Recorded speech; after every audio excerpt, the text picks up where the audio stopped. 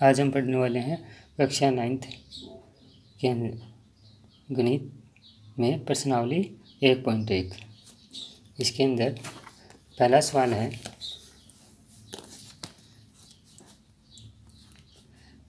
है क्या शून्य एक परिमेय संख्या है? क्या इसे आप P/Q के रूप में लिख सकते हैं, जहाँ P और Q पूर्णांक हैं और Q शून्य नहीं है। ठीक है, अब देखो इसका जवाब क्या होगा।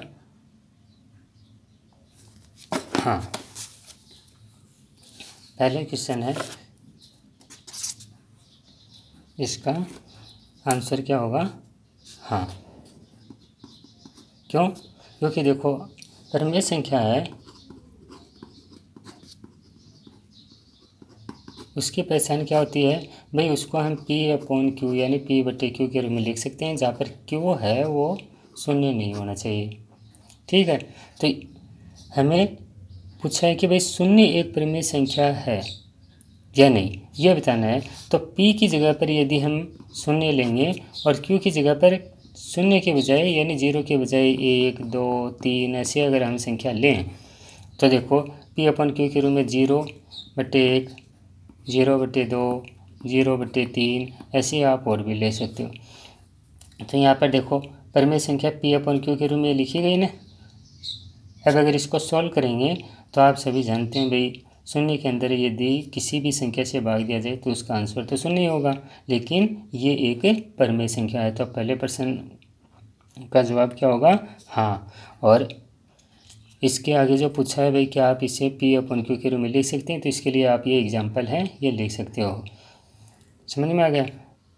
अब प्रश्न 2 का देखो। प्रश्न 2 है वो देखो, आप अपनी पुस्तक को वो पास में खोल के रखें ताकि आपको समझ में आता जाए। दूसरा प्रश्न है 3 और 4 के बीच में 6 परिमेय संख्या ज्ञात कीजिए। ठीक है, तो देखो इसके 2 तरीके हैं। एक पहला आसान तरीका है, वो मैं आपको पहले बता देता हूँ। जैसे 3 और 4 के बीच 6 परिमेय संख्या आपको पूछ रखी है। तो इसका पहला तो क्या है कि जैसे कोई भी 2 संख्या दी हुई हो, उनके बीच की यदि संख्या आपको पूछ ली जाए तो आप क्या करोगे कि इन दोनों संख्याओं को जोड़ करके 2 का भाग लगा दोगे, तो वो उन दोनों के बीच में एक संख्या आ जाएगी। फिर ऐसे ही आप दूसरी जो नई संख्या है उसके किसी दी हुई संख्या के साथ जोड़कर 2 का भाग लगा देंगे तो दूसरी संख्या आ जाएगी। इस तरीके से आप कर सकते हो। जैसे देखो ये 3 और 4 को जोड़ दिया और इनको 2 से भाग दे दिया तो ये आ गया 7/2। तो हमें क्या पता चला भाई, 3 और 4 के बीच में ये 7/2 एक बीच की संख्या आ गई, परिमेय संख्या। अब क्या करोगे कि भाई देखो इन दोनों को जोड़ करके यदि हम 2 का भाग देंगे तो इन दोनों के बीच की आ जाएगी। अगले इन दोनों का अगर जोड़ करके 2 का भाग देंगे तो इन दोनों के बीच की संख्या आ जाएगी। इस तरीके से आप आगे से आगे करते जाएंगे और ये निकाल लेंगे। जैसे देखो इसको आगे करके देखते हैं, 3/7 इनको जोड़ दिया जाए और फिर 2 से भाग लगा दिया जाए। तो देखो पहले ऊपर वाले को सोल्व करेंगे तो ये आ गया 6 और 7। देखो इधर ये 2 है और इन दोनों को यदि हम लसा यानी कि एलसीएम लेकर के हल करेंगे तो ये 6 + 7 तो ये आ गया 13/2 और ये बट्टे में दोबारा से 2 तो ये आ गया 13/2 दूनी 4, क्योंकि 2 है ये नीचे जाएगा तो ये गुणा में हो जाएगा तो ये क्या आ जाएगा, 2 की जगह पर 4 आ जाएगा तो ये 13/4। तो अब इन दोनों के बीच में कौन सी संख्या आ गई, 13/4। ऐसे ही आप इन दोनों की निकालोगे, जैसे 7/2 इनको जोड़ दिया जाए 4 में और फिर 2 से भाग दिया जाए तो ये आ गया 2 और ये 7 और इन दोनों का लहसा लेंगे तो 4 दूनी 8 और ये बट्टा में 2 है तो ये आ गए 15/4। तो देखो हमारे पास अब कितनी हो गई, 3। फिर इन दोनों के बीच में निकाली थी 13/4, फिर ये बीच वाली है 7/2, फिर ये आ गई 15/4 और ये 4। अब देखो हमारे पास बीच की 3 संख्याएं आ गई ना। ऐसे आप इन दोनों के बीच में वापस से निकाल सकते हो, इन दोनों के बीच में निकाल सकते हो, इन दोनों के बीच में। करना क्या है, सिर्फ आसान सा एक ही तरीका है कि दोनों संख्याओं को जोड़ करके 2 का भाग देना है। ठीक है, समझ में आ गया? आ गया ना? ऐसे आप निकाल लोगे। अब देखो इसके लिए इस विधि के अलावा एक दूसरी आसान विधि मैं आपको बता देता हूँ। वो विधि क्या है कि आपको जैसे कितनी संख्या पूछ रखी हैं, इनके बीच 6 परिमेय संख्या पूछ रखी हैं, 6 परिमेय संख्या पूछ रखी हैं। तो 6, अब आप क्या करोगे कि 6 के बजाय हम 7 लेंगे। जैसे जितनी भी संख्या पूछ रखी हो उससे हम एक ज़्यादा बढ़ा देंगे, और ज़्यादा बढ़ाने के बाद में जैसे 3 है उसको 6 के बजाय कितना लेंगे, 7। तो 3 को हम क्या करेंगे, 7 से गुना करेंगे, ये कितना आएगा, 21। ऐसे ही 4 को 7 से गुना किया, कितना आया, 28। और इन दोनों का जोड़ है वो अपन बट्टा में लिख देंगे। तो यहाँ पर देखो ये आ गया 21/7, और दूसरी हमारी संख्या क्या बन गई, 28/7। अब देखो 21 में 7 से भाग देंगे तो 3 आ गया, 28 में 7 से भाग देंगे तो 4 आ गया, तो 3 और 4 ही है ना। अब इन दोनों संख्याओं के बीच में देखो आप, इन दोनों के बीच में 22/7, 23/7, 24/7, 25/7, 26/7। अब देखो ये कितनी हो गई, और ये 27/7। अब देखो 1 2 3 4 5 6 संख्या आ गई ना। ये आसान तरीका है। ठीक है, इस तरीके से आप कर लोगे। तो आपको जो भी मेथड है जो आसान लगे वो कर लेना। अब तीसरा क्वेश्चन है वो देखो। तीसरा प्रश्न है, इसके अंदर 3/5 और 4/5 के बीच 5 परिमेय संख्या ज्ञात कीजिए। तो देखो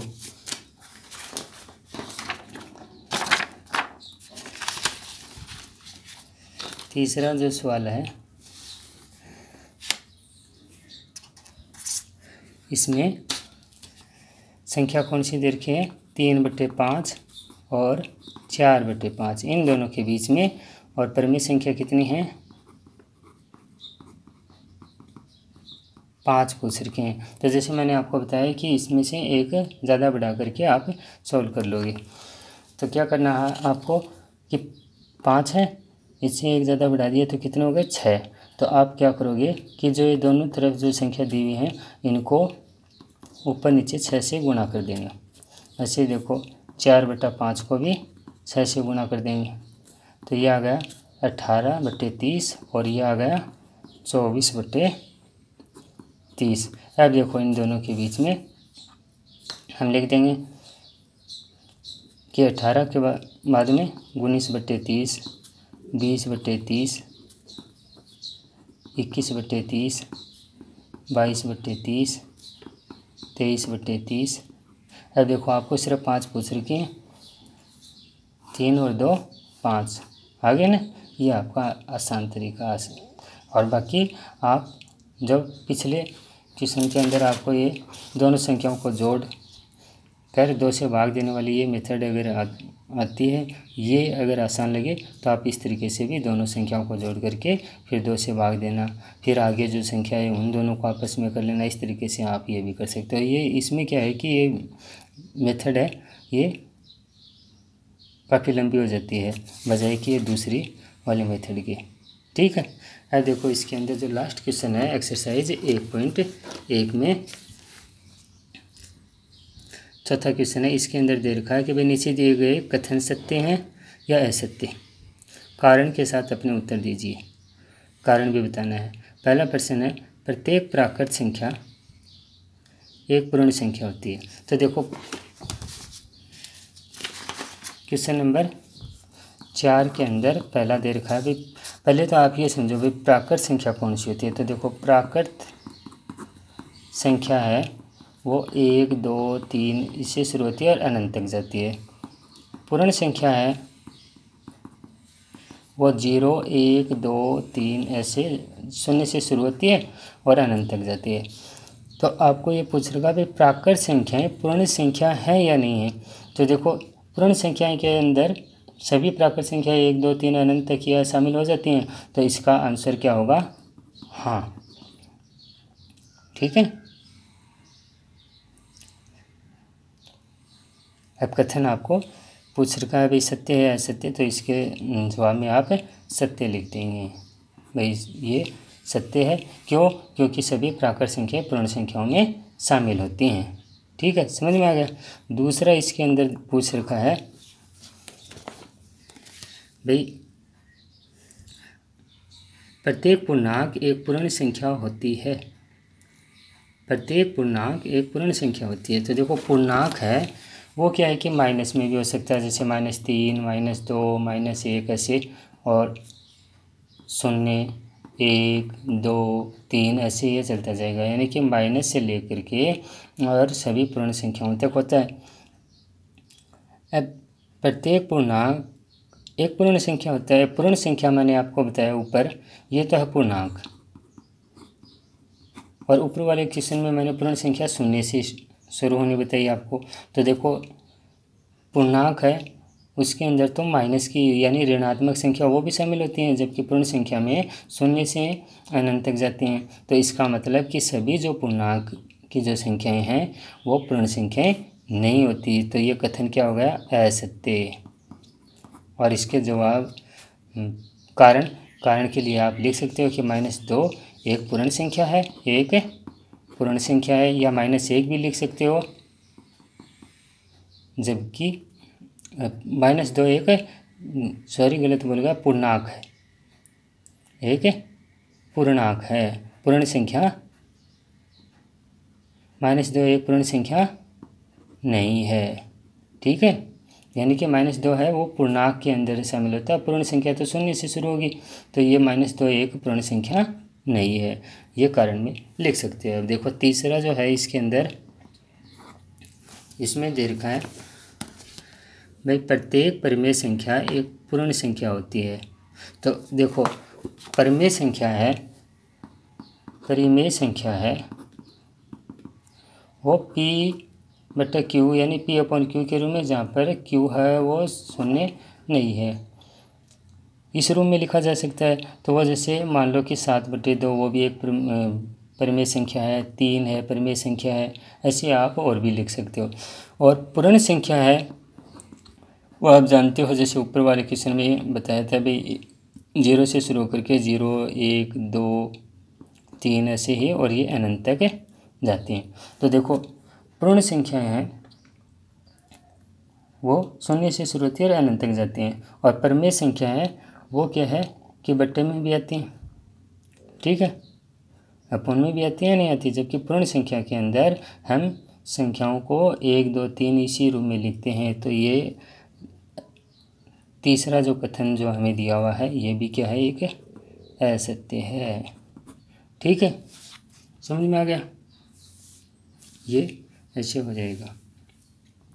अब ये प्रश्नावली है एक्सरसाइज 1.1 है वो पूरी हो गई। अब देखो एक्सरसाइज 1.2, इसमें भी क्या है कि 2-4 क्वेश्चन ही है, तो इसी क्लास के अंदर मैं आपको समझा देता हूँ। आप अपने बुक है वो अपने पास रखना, ताकि जो प्रश्न मैं बोल रहा हूँ अगर थोड़ा बहुत मतलब देखने में या कोई अन्य कोई समस्या हो, या फिर कौन सा प्रश्न मैं आपको बता रहा हूँ वो समझने के लिए अपनी बुक है वो पास में रखो। साथ ही साथ जैसे मैं क्वेश्चन बोलूँ आप उसमें देखते रहो। तो 1.2 इसका देखो पहला जो क्वेश्चन है, नीचे दिए गए कथन सत्य हैं या असत्य, यानी और कारण के साथ अपने उत्तर दीजिए। यानी कि कथन सत्य या असत्य इसी के बारे में पूछ रखा आपको, तो इसी के बारे में पूछ रखा है 1.2। देखो इसके अंदर पहला जो दे रखा है कि प्रत्येक अपरिमेय संख्या एक वास्तविक संख्या होती है। देखो परिमेय संख्या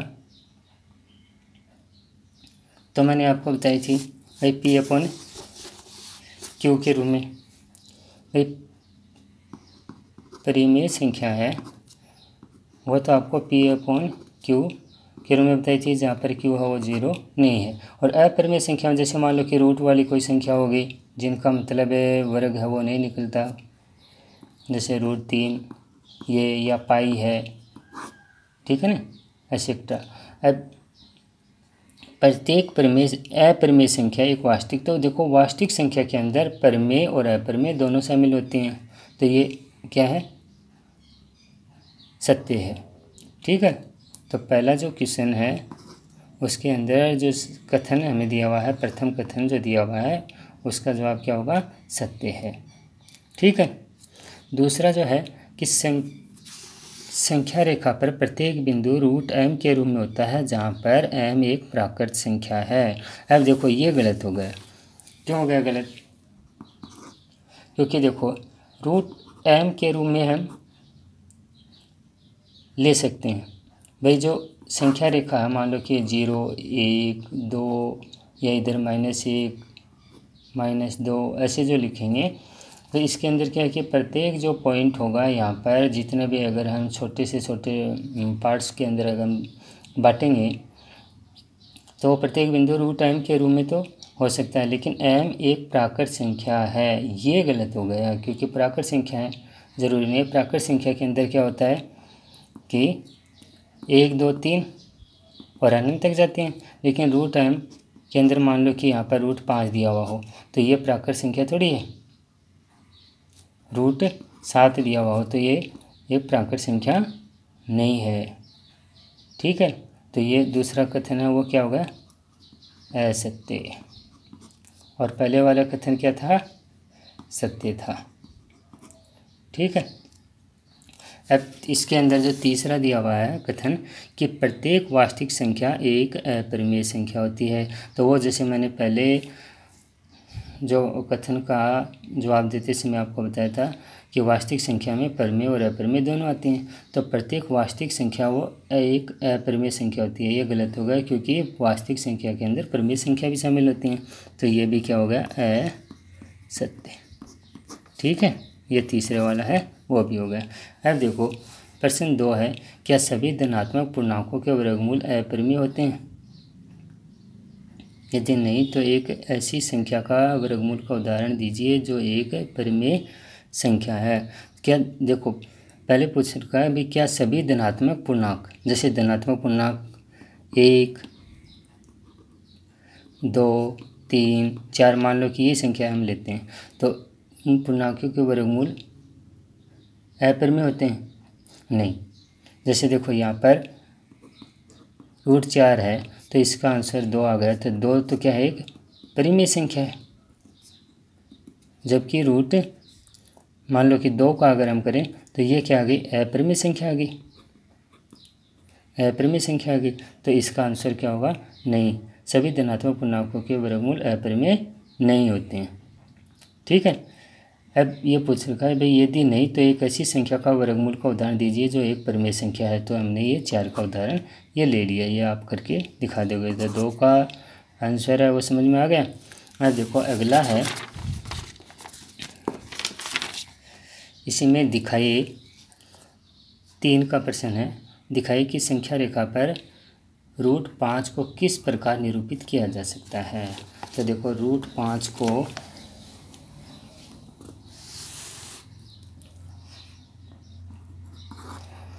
√5 को संख्या रेखा पर, तो देखो पहले तो आप संख्या रेखा है वो जैसे बना लेंगे 0 1 2 3, ऐसे अगर हमें आवश्यकता हो तो माइनस की तरफ भी, लेकिन यहाँ पर देखो ये धनात्मक रूप में है तो इधर के लिए कोई आवश्यकता नहीं है, बनाना ज़रूरी नहीं है।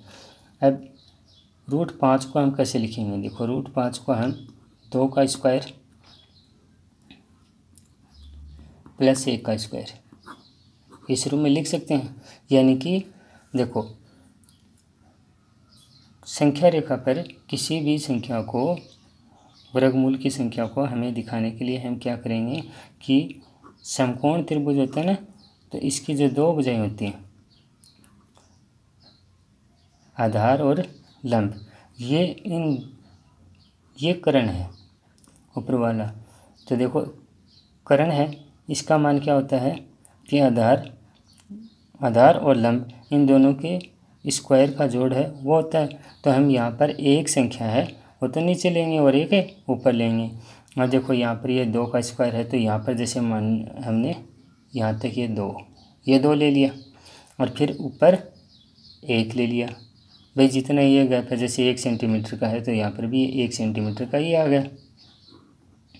अब देखो यहाँ पर इन दोनों का है, यहाँ पर ये तो आ गया 2 का और यहाँ पर ये आ गया 1 का। तो देखो यहाँ तक ये हमने बना दिया। तो ये क्या आ गया कि इसकी वैल्यू कितनी आ गई, देखो कर्ण का स्क्वायर क्या होता है, आधार का स्क्वायर प्लस लंब का स्क्वायर, और यदि कर्ण हम निकालेंगे तो इसका वर्गमूल कर देंगे। तो देखो 2 का स्क्वायर प्लस 1 का स्क्वायर, यहाँ पर आ गया 4 + 1 यानी ये क्या आ गया √5। तो यहाँ पर भी ये देखो ये √5 आ गया। तो आप क्या करोगे, यहाँ तक ये दिखाने के बाद में प्रकार की सहायता से आप यहाँ तक पेंसिल खोल लोगे और यहाँ से शून्य से यहाँ तक लेने के बाद में ये आपका क्या हो गया, एक त्रिज्या आ गई मान लो वर्त के लिए। तो यहाँ से आप क्या करोगे कि इतना का इतना ही ऐसे खोल करके और यहाँ तक दिखा दोगे। तो ये यहाँ पर जो आया, जहाँ पर ये कट का निशान है वही क्या है, √5। ठीक है, तो ये आ गया संख्या रेखा पर यहाँ तक ये इतनी दूरी का है, वो क्या हो गया, √5 है, वर्गमूल 5। समझ में आ गया। ठीक है, ये हो गई। और ये जो लास्ट वाला जो क्वेश्चन है वो चौथा जो प्रश्न है वो कोई विशेष नहीं है, ये ऐसे ही क्रियाकलाप दी हुई है। तो अब ये एक्सरसाइज 1.1 और 1.2 है वो पूरी हो गई। ठीक है।